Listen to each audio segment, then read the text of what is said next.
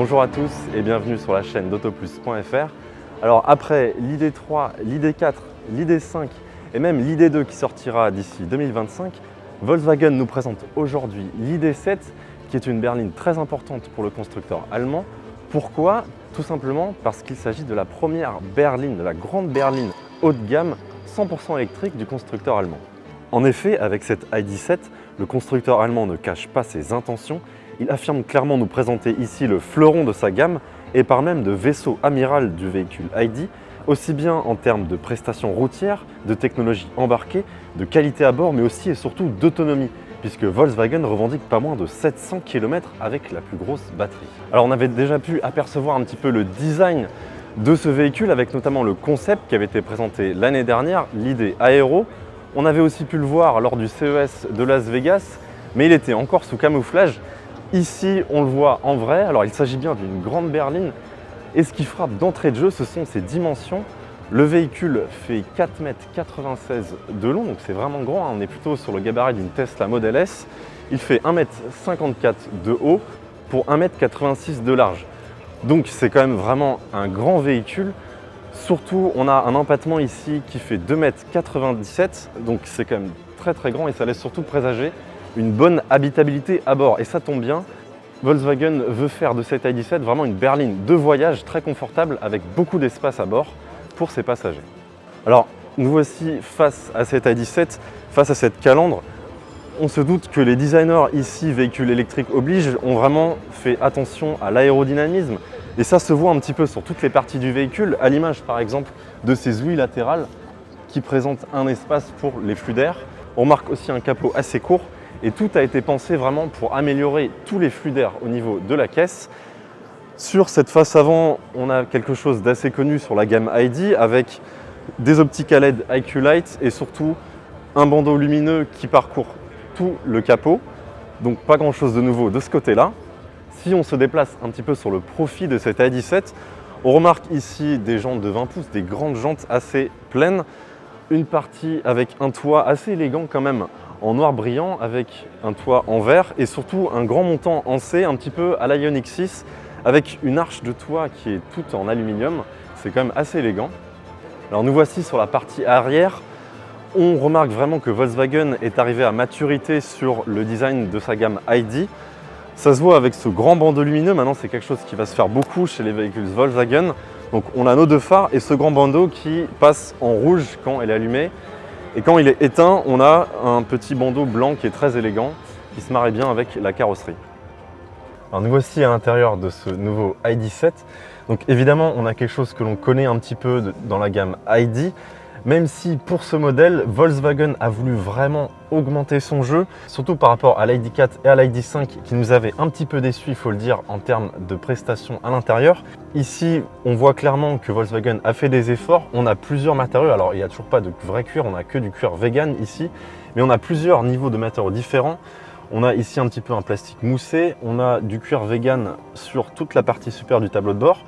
On a un joli bandeau de LED qui parcourt tout l'univers du véhicule, mais si on fait un peu attention aux détails, on retrouve quand même du plastique dur sur les parties basses. Au niveau des contreportes, c'est la même chose. On n'est sans doute pas encore au niveau de certains modèles électriques comme propose Mercedes ou encore BMW, mais on sent tout de même que le constructeur de Wolfsburg a voulu faire des efforts. Alors au niveau du tableau de bord, on retrouve le volant que l'on avait sur toute la gamme ID. On a également un tout petit affichage pour le conducteur, avec surtout un affichage tête haute en réalité augmentée. Volkswagen insiste beaucoup là-dessus. On verra ce que ça donne une fois sur la route. Enfin, on retrouve aussi un grand écran de 15 pouces. Il est tout nouveau aussi dans la gamme ID. On verra l'usage aussi, comment il s'en sort, mais il a l'air surtout plutôt réactif et bien pratique. Au niveau des rangements, ça a l'air plutôt bien fourni. On retrouve un petit espace juste ici, des portes câblées ici, une boîte à gants qui n'est pas profonde du tout, malheureusement, et surtout, dans les contreportes, un espace quand même assez réduit. Alors un dernier point sur lequel Volkswagen insiste beaucoup, ce sont ces nouveaux sièges qui s'intitulent Ergo Active.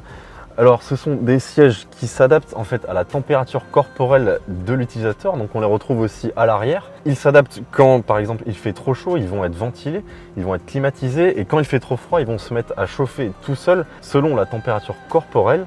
Ils sont aussi massants, donc ce qui laisse quand même un confort maximal pour ses passagers et ses occupants. Alors, nous voici aux places arrière. Alors même si cet i17 adopte un profil un petit peu de berline coupée, il a quand même un grand empattement de 2,97 m et finalement à l'intérieur ça se ressent, on a quand même beaucoup d'espace à bord.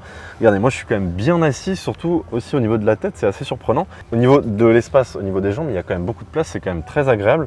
Donc finalement on est plutôt surpris dans le bon sens et surtout au niveau des sièges par exemple, on retrouve les mêmes qu'à l'avant. Donc ça c'est aussi une bonne nouvelle, il y a un bon maintien. Alors à noter aussi ce grand toit panoramique qui dispose d'une surface vitrée qui est vraiment très importante, donc ça va apporter beaucoup de lumière à l'intérieur de cette i17, mais surtout c'est un toit intelligent qui permettra avec une commande tactile de s'opacifier au doigt et à l'œil, donc pour permettre d'avoir une ambiance plus sombre ou alors de laisser passer toute la lumière, mais en bloquant aussi les rayons UV et les rayons nocifs. Un dernier mot sur le coffre, Volkswagen annonce ici 532 litres, ce qui reste quand même plutôt bon pour la catégorie. On a un coffre qui est très profond, avec notamment une trappe à ski. Alors avec cette i17, Volkswagen n'a pas peur de parler d'une grande berline qui est faite pour le voyage, elle insiste beaucoup là-dessus. Et chose étonnante, ici, Volkswagen annonce, comme on l'a dit, 700 km d'autonomie. C'est un véhicule qui sera vraiment destiné à voyager sur de longues distances. Justement, Volkswagen motorise son i17 avec deux niveaux de puissance, un niveau Pro et Pro S. C'est la version Pro S avec un accumulateur de 86 kWh qui offrira jusqu'à 700 km d'autonomie. La petite version Pro offrira tout de même 615 km d'autonomie.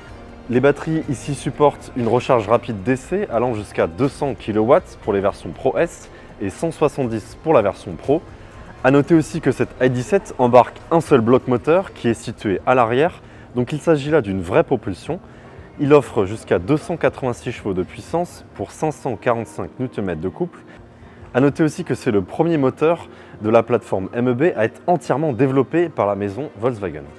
Pour les moments, il n'y a pas encore de tarif, mais on s'attend tout de même à plus de 60 000 € pour la version à partir de 77 kWh, donc le plus petit moteur, la version Pro.